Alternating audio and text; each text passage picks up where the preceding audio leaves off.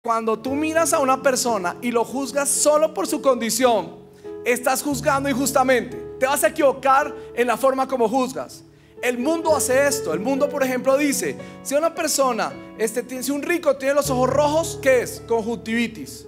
Pero si un pobre tiene los ojos rojos, es un marihuanero descarado, ¿sí o no? En la forma como tú te manifiestas con los demás, así serás tratado tú también. Dice la Biblia muy bien que el cristiano fue puesto ¿para qué? Para mostrar a las naciones el amor de Jesucristo.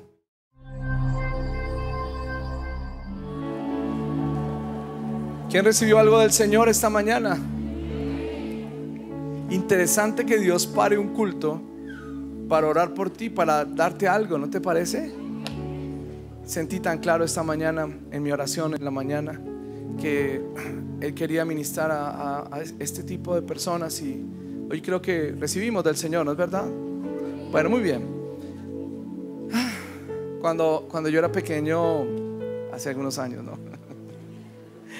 En mi época había como esta idea como de ver a la gente, y dependiendo de varias cosas uno los clasificaba como que este es un ñero y este no es.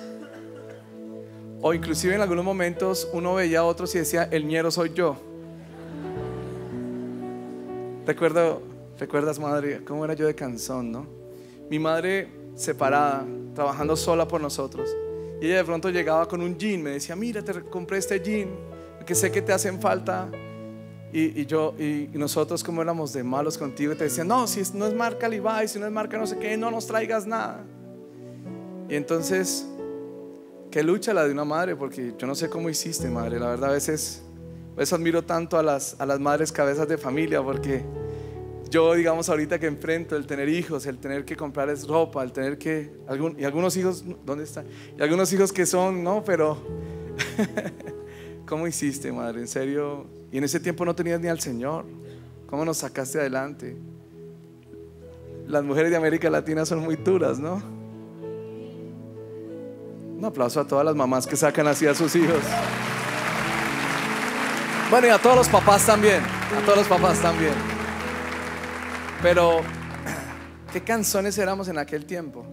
Era como un asunto como social normal, ¿no? Como que se clasifica a la gente entre los que son ñeros y los que no son ñeros.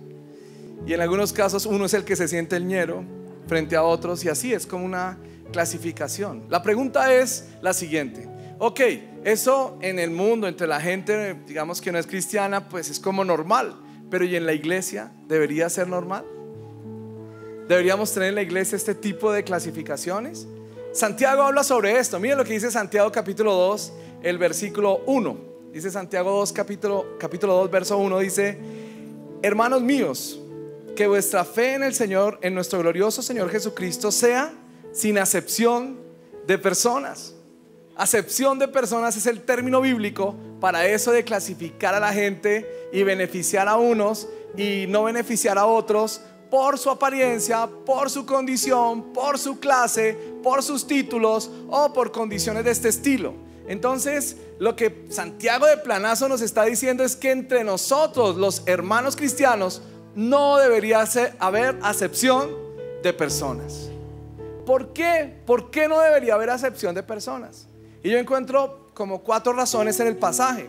La primera: no debería haber acepción de personas entre los cristianos, porque en toda acepción de personas va a haber injusticia. No debería haber acepción de personas entre los cristianos, porque en toda acepción de personas va a haber injusticia. Y entonces Santiago dice: miren la sinagoga. Parece que en aquellos días ellos estaban en esta mezcla en que todavía iban a la sinagoga el sábado y el domingo se congregaban como cristianos. Entonces Santiago aprovecha para decirles: miren, en la sinagoga lo que pasa, la palabra congregación en el versículo 2 realmente en el original dice sinagoga, la tradujeron como congregación. Y lo que está diciendo Santiago es esto: en vuestra congregación o sinagoga entra un hombre con anillo de oro, con ropa espléndida, y también entra un pobre con vestido andrajoso. Entonces, ¿qué haces? Miras con agrado al que trae la ropa espléndida y le dices: siéntate aquí en un buen lugar. Es más, tenemos reservados ciertos lugares para las personas que son como tú. Detrás en la fila viene otro que no viene también vestido, y yo, no, tú te quedas de pie.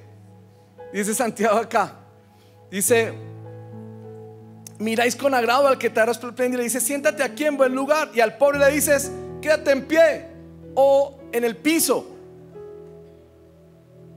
Tremendo, ¿sí o no? Entonces dice: no hacen con esto distinciones entre ustedes mismos y vienen a ser jueces con malos pensamientos. O sea, lo que está diciendo aquí Santiago es lo siguiente: que cuando tú miras a una persona y lo juzgas solo por su condición, estás juzgando injustamente. Te vas a equivocar en la forma como juzgas. El mundo hace esto. El mundo, por ejemplo, dice: si una persona, si un rico tiene los ojos rojos, ¿qué es? Conjuntivitis. Pero si un pobre tiene los ojos rojos, es un marihuanero descarado, ¿sí o no? Si a un rico le sudan los pies, no, micosis, seguro estoy en una piscina, algo. Y si es un pobre, ustedes lo dijeron, conste, ok. Si un alcohólico, si es un alcohólico rico, no, es que él es un catador de vinos porque pues con su plata y todo. Y si es un pobre, ese es un alcohólico desgraciado. O sea, la verdad es que hacemos unas distinciones tremendas. Si un rico, por ejemplo, se le olvida algo, dicen es una laguna mental. Y si es un pobre, eso le pasa por estar distraído, por estar pensando en eso, ok. O sea, clasificamos a la gente por la forma como la vemos. Y en la iglesia no debe pasar esto. En la iglesia no puede haber esto, porque en eso va a haber injusticia. Inclusive en Santiago dice que: mira, ¿acaso no son esos ricos los que los oprimen? ¿No son las personas que se sientan en la sinagoga, no son ellos los que los mandan perseguir? Dice Santiago acá. En cambio, los pobres no son los primeros que reciben el evangelio. Porque en todas nuestras culturas, si ustedes se dan cuenta, el evangelio entró primero por los pobres. Eran las personas más receptivas al evangelio. En cambio, la gente más rica más se demora a veces en recibir el evangelio. Y entonces en la iglesia pues no podemos privilegiar ni a los unos en los otros. En la iglesia tanto el rico como el pobre deben ser tratados igualito, para que no haya injusticia. ¿Cuánto dan gloria a Dios?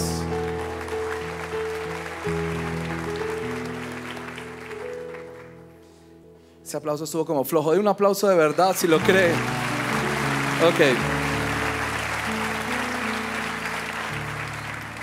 Hay que dejar de pensar ciertas cosas que pensamos a veces los cristianos. Por ejemplo, he notado que hay cristianos que piensan que una persona pobre está bajo maldición, necesariamente, y no necesariamente. O a veces pensamos que una persona que no tiene recursos, que está pasando por un tiempo de necesidad, es porque está en pecado o porque alguna cosa hizo, o cosas de ese estilo. Tenemos que dejar de pensar así. Hay momentos en que tal vez una necesidad de alguien es una oportunidad para que le ayudes. Hay momentos en que una persona que pasa por necesidad te da a ti la oportunidad de enseñarle algo, de compartir, de acompañarlo, de apoyarlo, de bendecirlo, de extenderle la mano. Pero ustedes saben, tampoco dar el pez sin enseñar a pescar, tampoco. Pero sí es importante que aprendamos a ver a la gente pues como el Señor los ve. La segunda razón por la que veo que Santiago nos dice que no es muy bueno hacer acepción de personas o tener diferencias en la iglesia es porque pecamos contra el amor. Porque hacer acepción de personas es un pecado contra el amor. Dice Santiago en el versículo 2, capítulo 2, versículo 8: si en verdad cumplís la ley real conforme a la escritura, amarás a tu prójimo como a ti mismo, bien haces. Pero si hay acepción de personas, cometes pecado y quedáis convictos por la ley como transgresores. Porque cualquiera que guardare toda la ley pero ofendiere en un punto se hace culpable de todos. Porque dicho está: no cometerás adulterio, pero también está dicho: no matarás. Ahora bien, si cometes adulterio pero matas, ya te has hecho transgresor de toda la ley. En otras palabras, lo que está diciendo es: mire, si el gran resumen de la ley de Dios es el amor, entonces hacer acepción de personas es un pecado contra esa ley. Es dejar de amar a la gente. Qué tremendo en nuestras iglesias que a veces la gente no quiere congregarse en una iglesia porque sienten que los cristianos somos muy dados a juzgar, a señalar. Porque sienten que los cristianos somos personas que todo el tiempo nos paramos como jueces de los demás, a señalar lo bueno y lo malo. Y resulta que los cristianos lo que en verdad tenemos que hacer es expresiones diarias y permanentes del amor de Dios, de la voluntad de Dios. ¿No les parece? Están animadísimos hoy, ¿no es verdad? No vino ni mi primo, que siempre me ayuda con los aplausos, ni mi tía, que me ayuda con las risas. ¿No vino hoy? Ok, gracias, muchas gracias. Bien. Es que Pareciera que nosotros nos hemos puesto por jueces de los demás. Y es que en ningún lugar la Biblia dice que el cristiano fue puesto por juez de los demás. Dice la Biblia muy bien que el cristiano fue puesto ¿para qué? Para mostrar a las naciones el amor de Jesucristo. Y no nos tenemos que amar a la gente y aceptarlos y apoyarlos y ayudarlos en sus cambios, pero con Dios. Recuerdo hoy, por ejemplo,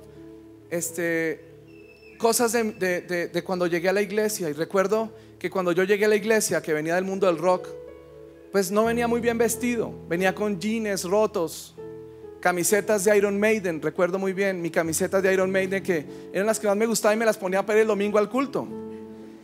Pero obviamente pues las camisetas de Iron Maiden aquí están pintados, ¿no? Estampas de demonios y cosas así. No sé si alguien conoce eso. Ustedes todos son muy jóvenes, es verdad, ya entiendo. ¿Alguien conoce algo así de eso? Black Sabbath, AC/DC, no sé, así venía yo. Y recuerdo que cuando llegamos a la iglesia y yo venía así vestido las primeras veces, con ese amor por el Señor, en la iglesia yo nunca sentí que ni una sola persona me mirara mal o me tratara mal. Por el contrario, qué amor el que derramaron. Me recogían en la casa, me llevaban, a la salida del culto me abrazaban. Era tan bonito ese amor que se sentía. Yo pregunté un día qué significa Filadelfia y me dijeron amor entre hermanos. Y yo dije, pues eso es lo que se siente en este lugar, en esta iglesia misma donde yo llegué un día y nací, en esta iglesia donde crecí, en esta iglesia donde me casé, en esta iglesia donde fui ordenado pastor, en esta iglesia donde he podido servir al Señor. Esa es la marca de esta iglesia. Tiene que ser el amor entre hermanos. Y si no hay amor, no hay cristianismo. No hay cristianismo. Escúcheme, en el lugar en donde no hay amor, Cristo se fue hace rato. Porque la esencia de Cristo más que nada es amor. Hay que señalar la verdad, hay que señalarla, pero siempre en amor. Entonces creo que pecamos contra el amor. La tercera razón por la que creo que Santiago nos muestra que no debemos tener acepción de personas es porque como somos tratados hoy, seremos tratados mañana. Es decir, hay como una ley de siembra y cosecha. Dice Santiago así, de esta forma, dice el versículo 12: así hablad y haced como los que habéis de ser juzgados por la ley de la libertad. Dice el versículo 13: porque juicio sin misericordia se hará con aquel que no hiciere misericordia, y la misericordia triunfa sobre el juicio. O sea, lo que está diciendo aquí Santiago es: mira, en la forma como tú has juzgado a otros, en la forma como tú has tratado a otros, en la forma como tú te manifiestas con los demás, así serás tratado tú también. O sea, en otras palabras, tú no sabes qué vueltas de la vida, no sabes qué va a pasar. Déjenme contarles algo rápido sobre lo nocivo que puede ser este tema de la acepción de personas. Cuando yo entré al colegio en ese tiempo se llamaba primero de bachillerato, ahora se llama sexto, ¿no? Cuando yo estaba en ese paso, me cambiaron de colegio. Me pasaron de un colegio en donde yo me consideraba como de los mejorcitos del curso y veía a los demás como ñeritos, así es la verdad. Pero me pasaron a un colegio en donde las cosas se cambiaron. Ahora yo era el ñero del curso. ¿Alguien me entiende? Es que ustedes son todos ya muy santos, muy convertidos. ¿Alguien viene de esa época como conmigo o algo? ¿Tú? Bien, somos dos, ok. Entonces yo entré a ese colegio y yo recuerdo que en el San Bartolomé de la Merced entré allá. Y pues todos mis compañeros siempre traían, por ejemplo, las últimas pintas, todos traían monopatín, todos traían no sé qué. Yo no tenía nada de eso. Entonces recuerdo que me mandaron al colegio. Mami, eso es para alegrarse, mamá. ¿Sí o no? Ahora te alegras de todo esto. Pero me mandaron al colegio y yo me acuerdo que pues no había plata para comprar la tiquetera para el almuerzo diario. Entonces, ¿cómo lo mandaban a uno al colegio? Con la lonchera. Claro, yo era el de la lonchera y tocaba abrir la lonchera y a veces, digamos, cuando le mandaban unos huevos, esa cosa, ¿no? Siempre ese olor que llenaba el ambiente del curso, ¿no? O sea, esa cuestión era tremenda. Era un oso para mí abrir la bendita lonchera siempre y trataba de hacerlo cuando no hubiera nadie, pero siempre, oiga, vamos a almorzar. Ah, verdad que usted es de lonchera. Ya como que todos lo miraban a uno como que, pobre ñero, ¿no? Pobrecito. Yo decía, no puede ser. O sea, mire lo que engendra este tipo de trato. Porque yo empecé a pensar, ¿cómo me quito esto de encima? Entonces un amigo dijo, ¿sabe qué? Hagamos un negocio, algo que nos dé plata y podamos quitarnos esto de encima. Y recuerdo que alguien llegó con revistas. Imagínense, yo tenía 11 años. Esto lo cuento con vergüenza, pero no era cristiano, conste. Para que alguien no diga, ¿sí ve lo que hizo el pastor? ¿Usted también? No, ojo que yo en ese tiempo no era cristiano. Tenía 11 años y dije, pues tengo que hacer un negocio. Entonces alguien llegó y dijo, oiga, mire estas revistas pornográficas. Entonces por decir algo, y condones, ¿lo pueden creer? Porque en aquellos días todos los muchachos tenían un condón entre la cartera. ¿Para qué? No sé, pero tenían un condón entre la cartera. Era como una muestra de virilidad, de que yo era el duro. Ninguno lo usaba, pero pues era como una muestra, ¿no? Creo que sigue siendo todavía para algunos. Entonces nos pusimos a vender condones y revistas pornográficas. A los 11 años. ¿Para qué? ¿Para no ser el ñero del curso? Me descubrieron de una forma increíble porque mi hermana como que se puso una chaqueta mía y se vio algo entre el bolsillo. Y yo, ¿qué será esto? Y lo empezó a inflar por las calles.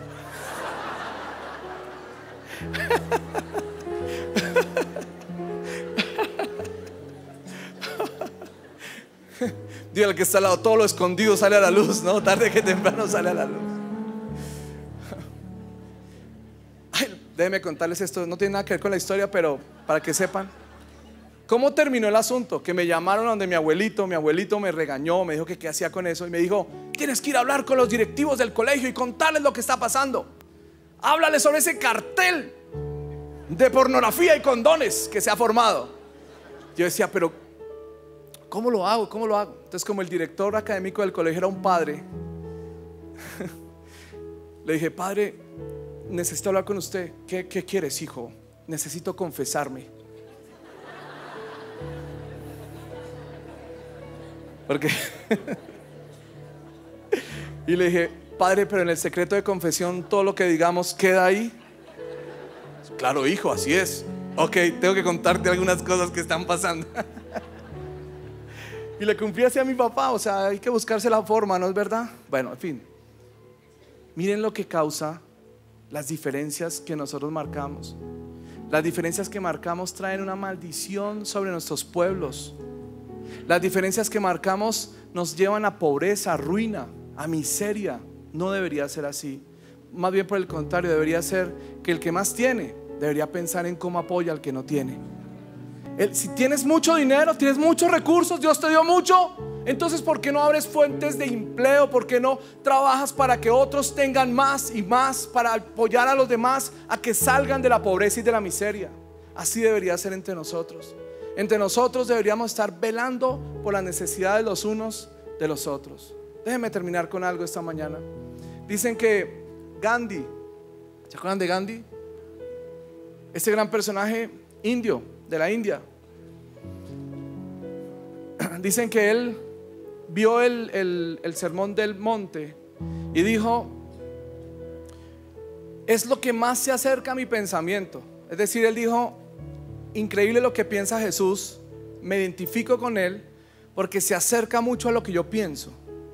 Entonces desde ese día le entró algo por buscar en el cristianismo una respuesta. Dicen que estaba una vez en Sudáfrica y se acercó a una iglesia cristiana y quiso entrar para aprender, para escuchar lo que se predicaba, para mirar cómo aplicaban esto del sermón del monte. Y cuando él iba a entrar, en la puerta le dijeron, no puedes entrar a esta iglesia porque esta iglesia solo es para gente de color blanco. Las iglesias para las personas de color negro están al otro lado de tal calle, tienes que ir allá. Cuando Gandhi vio esto, se desilusionó, dijo, parece que las palabras de Jesús se quedaron para ese tiempo, pero sus seguidores en este tiempo viven en otra dimensión. Wow. Y si Gandhi viniera hoy a nuestro templo, ¿le mostraríamos el amor de Dios o lo sacaríamos corriendo para las iglesias del otro lado? Nuestra iglesia cristiana de nuestro tiempo tiene que ser un remanso, un lugar en donde la gente se sienta amada, donde la gente se sienta, digámoslo así, confrontada por su pecado, pero amada por el amor de Jesús. Para eso somos iglesia. ¿No les parece? Muy bien. Y entonces, ¿qué tal si terminamos esta palabra? ¿Qué tal si terminamos amándonos unos a otros? ¿Por qué no buscas a una persona que no conozcas y le dices así: ¿sabes una cosa? Te amo simplemente porque Jesús también te ama, y le das un abrazo? Búscate a alguien que no conozcas y abrázalo en el nombre de Jesús. Los quiero mucho, iglesia. Nos vemos el martes a las 5 de la mañana en la oración. A los de la televisión también los bendigo en el nombre de Jesús. Amén. Terminamos con este abrazo y nos vamos. Bendiciones a todos.